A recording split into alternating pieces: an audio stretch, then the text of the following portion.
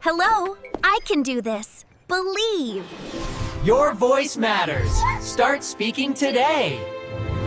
Welcome back. Let's build that confidence. Yes, practice makes perfect. Exactly. We're here to help. Let's get started. Hey everyone, welcome back to Speak English with Confidence. Seriously, we're so happy you're here again. Like, genuinely happy, not just YouTube intro happy. It really means a lot that you keep coming back to learn with us. Yeah, absolutely. Welcome back, guys. Whether you're watching from home, on the bus, pretending to work while actually learning English, we're glad you're here. No judgment. We've all done that. Totally. And just to remind you, this channel is all about helping you speak natural, confident English, not stiff textbook English, not robotic grammar exercise English, but the kind of English people actually use every single day in real conversations. Exactly, because let's be honest, real English is messy sometimes. People interrupt, they laugh, they change sentences halfway through. I do that constantly. Same here. And that's normal. That's real communication. We want you to feel comfortable in that reality, not afraid of it.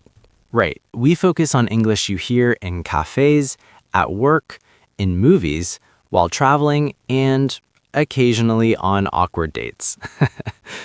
Oh yes, awkward dates are basically advanced English training. Fast reactions, emotional vocabulary, emergency excuses. Exactly. That's where phrases like not really, maybe later, or I should probably go suddenly become very important. Survival English. Before we jump into today's topic, we honestly just want to say thank you, really, for your comments, your messages, your suggestions, even the long ones where you explain your struggles with English. Yeah, we read them. All of them. Sometimes with coffee, sometimes late at night, sometimes laughing, sometimes learning from you too.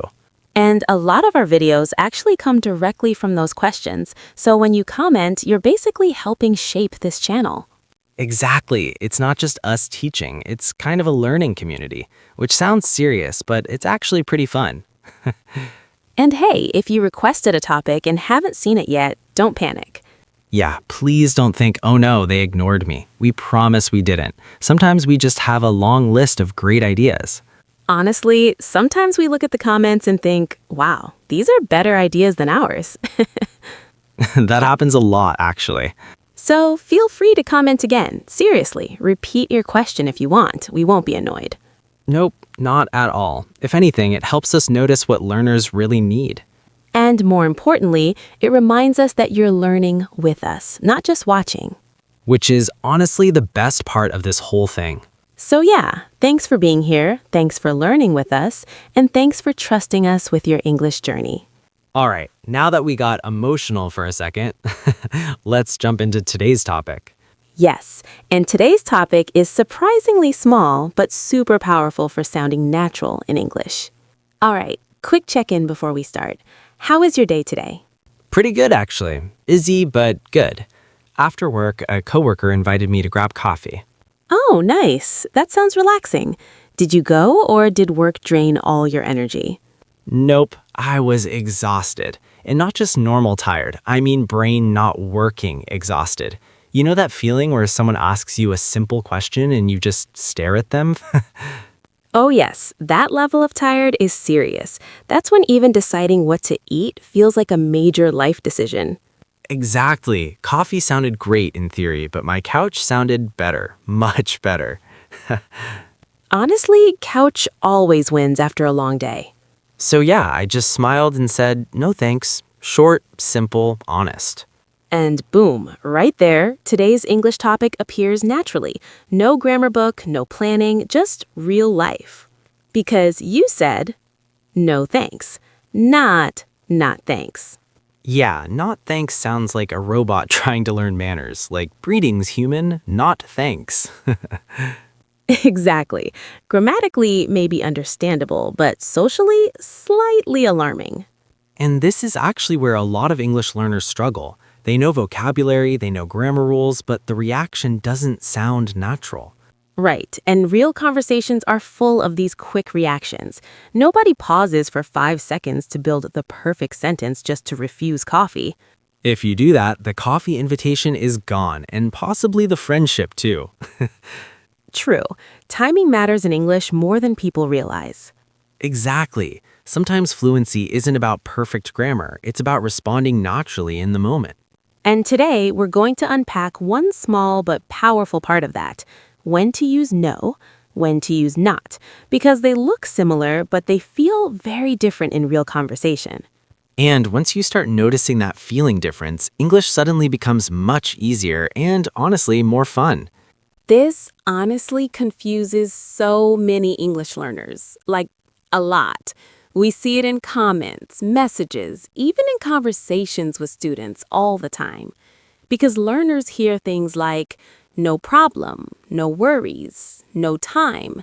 These sound completely natural, right? Native speakers say them constantly. But then suddenly, English switches direction and you hear, not today, I'm not ready, not really. And from a learner's perspective, it feels strange. Same negative idea, but completely different word. And at that moment, many learners think, wait, what is happening here? Did I miss a grammar rule? Why does English do this? Exactly. And sadly, what usually happens next is learners start blaming themselves. They think, my grammar is bad. Maybe I didn't study enough. Maybe I'm just not good at languages. And honestly, that's tough because it can hurt confidence. Yeah, and confidence is huge when learning a language. Once you start doubting yourself, speaking becomes harder. But here's the important part, and really listen to this. Most of the time, it's not a grammar problem at all. It's not lack of intelligence, it's not lack of effort, and it's definitely not because English is impossible. The real issue is this. Learners often focus on rules first, while native speakers focus on reactions first. That's a big difference. English in real life isn't built sentence by sentence from grammar charts. It's built from feelings, timing, and social situations. Exactly. Think about it. When someone asks you a question in real life, you don't mentally open a grammar book. You react. Sometimes fast, sometimes emotionally, sometimes imperfectly.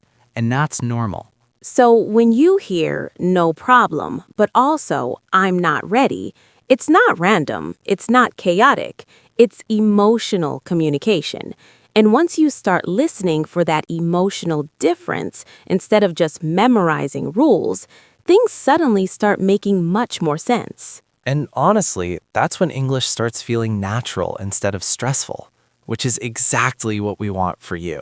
All right, here's the truth, and this is a big one, so really listen.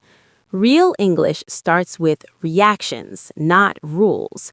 Not grammar charts, not memorized sentences, not perfect textbook examples. Reactions.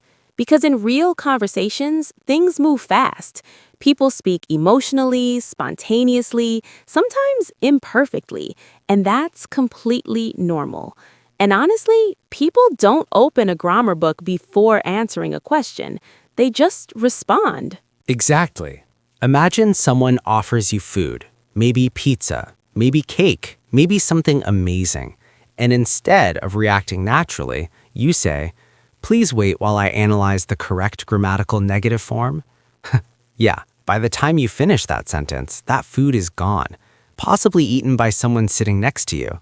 And honestly, that example sounds funny, but that's kind of what learners accidentally do in their heads. They pause, they overthink, they search for the perfect rule. And while that's happening, the conversation keeps moving. Right. Native speakers don't aim for perfection first. They aim for connection. Understanding each other matters more than grammatical perfection in most everyday situations. And here's something reassuring. Even native speakers make grammar mistakes constantly. They restart sentences, they change words halfway through, they simplify when they're tired. That's real communication. So if you sometimes hesitate or feel unsure, that doesn't mean your English is bad. It usually just means you're thinking too much about rules instead of trusting your reaction, and not something you can absolutely improve with practice. Exactly. And today's topic, no versus not, is a perfect example. Once you stop thinking only about grammar and start listening for feeling, timing, and reaction, choosing between them becomes much more natural and honestly, much less stressful. All right, let's slow this down and make it really simple. No complicated grammar talk, no confusing rules, just the feeling behind these words. Because honestly, once you understand the feeling, everything starts to click naturally. So here it is. Start with us. No. Usually a reaction. Fast, emotional, direct. It often comes out before you even think. Examples you hear all the time. No thanks. No way. No problem. No chance. These aren't carefully constructed sentences. They're reactions. Quick responses to what's happening right now. You don't sit there planning them. They just come out automatically. And honestly, sometimes a little too fast. Like when someone suggests exercise at 6 a.m. Hey, want to go running tomorrow morning? No. Immediate, no thinking required, no discussion, decision made. Exactly. That's the energy of no. It's quick, decisive, sometimes emotional. It can close a conversation quickly. Not always rude, just direct. And not directness is very natural in spoken English. Now, let's look at the other side. Not. This usually shows up inside a thought, not as a quick reaction. It feels more reflective, more explanatory. Examples, I'm not ready, not today, not really, I'm not sure. Here, you're not just reacting, you're describing a situation or explaining how you feel. Right. Not often softens things a bit too. Instead of a strong stop, it leaves space in the conversation. Compare no, very final, to I'm not sure, open, thoughtful. Same general idea, very different emotional tone. And that emotional tone is what native speakers pick up on instantly. It's not just vocabulary, it's communication style. That's why memorizing rules alone sometimes isn't enough. You have to hear how people actually use these words. So if you remember just one thing from this section, let it be this. No equals quick reaction. Not equals part of a thought. That simple difference already puts you ahead of many learners. And once you start noticing it in conversations, movies, podcasts, you'll hear it everywhere. All right, let's make this practical. Real life situations where choosing no or not actually changes how you sound. Because honestly, grammar rules are one thing, but social survival, that's another level. So imagine this. Someone says, hey, want to go out tonight? Maybe dinner, maybe a movie, maybe just hanging out. Now, you're tired, really tired. If you react emotionally, you might say, no. Dramatic voice. Door closed, conversation finished, energy level 0. Exactly. That's the fast reaction version. But if you still want to sound polite, or maybe you want to keep the option open for another day, you'd probably say, not tonight. Same basic meaning, but softer, friendlier. And honestly, it also buys you time. Laugh slightly. Maybe tomorrow you'll actually feel social again. True. Not tonight sounds human. No sometimes sounds final. Not rude necessarily, but very decisive. And sometimes in life, we don't want to sound that decisive. Especially when the person inviting you might ask again later. You want future invitations. Laughs.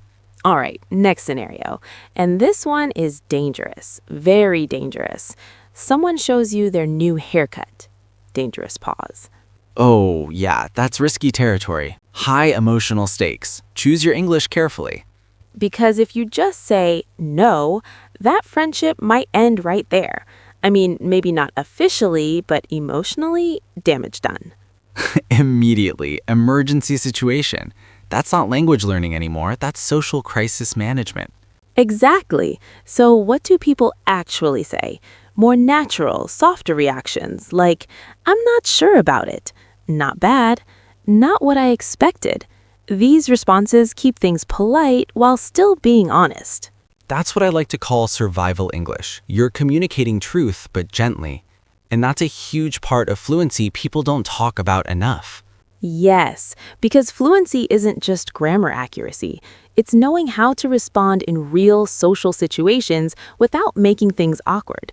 And trust me, these small word choices make a big difference. So next time you're unsure, ask yourself, am I reacting emotionally or am I explaining thoughtfully? That usually tells you whether no or not will sound more natural. Here's something really powerful, and honestly, this is one of those small insights that can completely change how natural your English sounds. No often closes the door. Not often keeps it slightly open. And that difference isn't just grammar, it's emotional communication. When you say no, it usually feels final, direct, decisive. Sometimes that's exactly what you want. Clarity is good. But sometimes conversations need a little softness, and that's where not becomes incredibly useful. Because instead of stopping everything, it leaves space. Space for politeness, space for future conversation, space for understanding. Think about it. No, strong stop. Not right now, much softer. No, sounds final. I'm not sure, sounds thoughtful. Same general idea, totally different emotional effect. And this is something many learners don't realize at first. Confident English isn't just about grammar accuracy. It's about emotional intelligence. It's about knowing when to sound direct, when to sound gentle, when to react quickly, and when to explain calmly. That balance is what makes speech feel natural. Native speakers aren't always consciously thinking about grammar rules, but they are constantly sensing emotional tone. And once you start noticing that tone, listening for it, practicing it, your English starts to feel much more comfortable, much more real, and honestly, much more confident. Because at the end of the day, language isn't just words, it's connection. And that emotional awareness is what turns English from something you study into something you actually live. Also, and this is something really important to understand, in real life, people rarely speak in full textbook sentences. You know those perfectly structured sentences you see in grammar books? They're helpful for learning, but real conversations don't usually sound like that. For example, almost nobody says, "No, I do not wish to participate at this moment." That sounds extremely formal, almost theatrical.